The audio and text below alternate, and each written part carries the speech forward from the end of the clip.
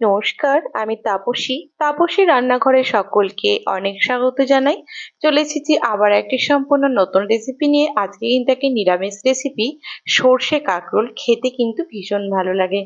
এই যে দুটো কাঁকরোল নিয়ে নিয়েছি, কাঁকরোল দুটো কিন্তু একদম টাটকা, গাছ থেকে ওঠানো। তো দেখুন, ভালো করে যে ওপরে যে কাটা কাটাগুলো রয়েছে সেটা কিন্তু অল্প একটুখানি ছুলে নেব। বেশি ডিপ করে কাটার দরকার নেই, এগুলো থাকলেও কোনো অসুবিধে হয় না। কিন্তু কি বলুন তো, একটু মুখে বাদে কাটলে বেশ ভালো লাগে। যার জন্য এরকম ভাবে কাঁটাগুলোকে হালকা হালকা করে ওপর থেকে ছুলে নিচ্ছি, তাহলে দেখতেও ভালো লাগে।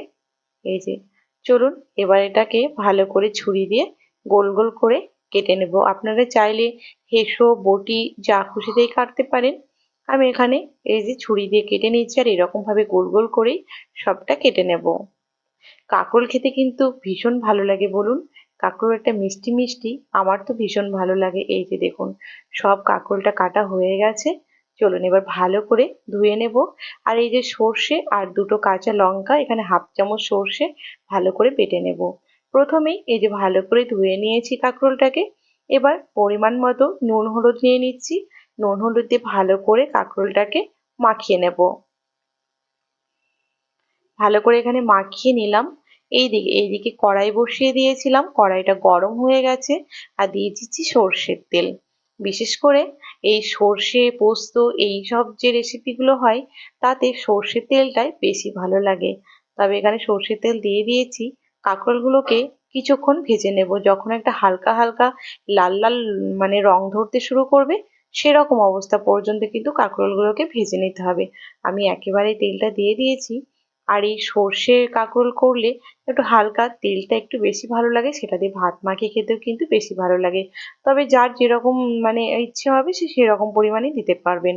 আমি একেবারে দিয়ে দিয়েছি। এই যে হালকা লাল লাল হয়ে গেছে। এবার এই কাঁকরোলগুলোকে আমি একটা পাত্রে উঠিয়ে নেব। আচ্ছা, আমাকে কিন্তু আপনারা জানাবেন আপনারা কে কে কাঁকরোল খেতে ভালোবাসেন। দেখুন, এবার দিয়ে দিলাম অল্প একটুখানি কালো জিরে ফোড়নের জন্য। আঁচটা একদম কমিয়ে দিয়েছি।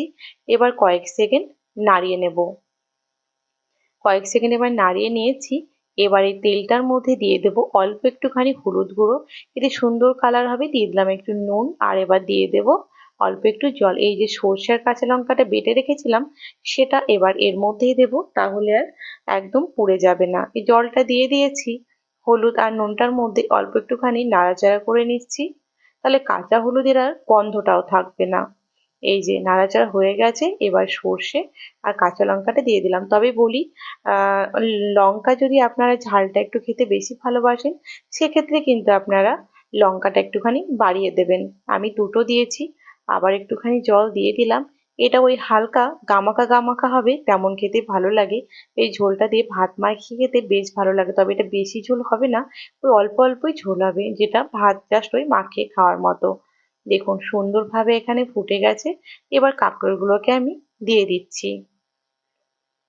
আর যারা এখন আমার চ্যানেলটিকে সাবস্ক্রাইব করেনি, তাদের অনুরোধ জানাচ্ছি, যারা ইউটিউব থেকে দেখছেন, প্লিজ আমার চ্যানেলটিকে সাবস্ক্রাইব করে পাশে থাকা বেল আইকনটি প্রেস করবেন, যেন আমি নতুন ভিডিও আপলোড করার সাথে সাথে নোটিফিকেশন প্রথম আপনাদের কাছে পৌঁছে যায়। যারা ফেসবুক পেজ থেকে দেখছেন, প্লিজ পেজটিকে ফলো করে দেবেন। দেখুন, একটু স্বাদটা আরো সুন্দর করার জন্য একটুখানি চিনি দিয়েছিলাম, আর দিয়ে দিয়েছি চারটে কাঁচা লঙ্কা। এই যে গরম গরম ভাতের সাথে এই কাঁচা লঙ্কাগুলো ডলে খেতে বেশ ভালো লাগে। আর একদম কিঞ্চিত মাত্র দিলাম একটু সর্ষের তেল। এবার আঁচটা কমিয়ে দিয়ে ঢাকা দিয়ে রেখে দেবো মিনিট 5-7 জন্য। এই যে মিনিট 5-7 পর দেখাচ্ছি একদম রেডি। ঢাকা দিয়ে এবার গ্যাসটা বন্ধ করে 5 মিনিটের জন্য রেখে দেবো। এই যে দেখুন, 5 মিনিট পর দেখাচ্ছি। খুবই কম সময় লাগে। আর জানেন, কাঁকরোল তো একদম নরম জিনিস, খুব একটা সময় লাগে না, কিন্তু খেতে অসম্ভব ভালো লাগে। আপনারা নিরামিষ দিন বলুন বা আমিষ, যে কোনো দিনই করে নিতে পারেন। যে কোনো নিরামিষ রান্না তো এক পা স্বাদের জন্য এগিয়েই থাকে বলুন। নিরামিষ রান্না প্রত্যেকদিন হলেও অসুবিধে নেই, খেতে কিন্তু বেশ ভালো লাগে। দেখবেন আপনারা কিন্তু আমিষ খাবার খেতে খেতে আপনাদের অরুচি লাগবে, কিন্তু নিরামিষ খেতে খেতে কখনোই অরুচি লাগবে না। এই যে এবার একটা পাত্রের মধ্যে আমি এখানে সর্ষে কাঁকড়োটাকে নামিয়ে নিচ্ছি। এই যে দেখুন, একদম রেডি হয়ে গেছে। আর কতটা সুন্দর লাগছে আপনারা কিন্তু আমাকে অবশ্যই জানাবেন। আমি তো খেতেও ভীষণ ভালোবাসি, এবং সুন্দর হয়েছে। আপনাদের কেমন লেগেছে আপনারা সেটা কিন্তু আমাকে অবশ্যই জানাবেন।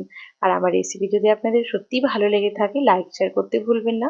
কমেন্টে কিন্তু আমাকে সত্যিই জানাবেন। আর আপনারা এরকমভাবে যারা এখনো খাননি তারা বাড়িতে রান্না করে খেয়ে সেটাও আমাকে জানাবেন আপনাদের কেমন লেগেছে। তো আজকের রেসিপি আমার এই পর্যন্তই ছিল। দেখা হবে আবার একটি নতুন রেসিপির সাথে। নতুন রেসিপি নিয়ে হাজির হয়ে যাব। ভালো থাকবেন, সুস্থ থাকবেন। ধন্যবাদ।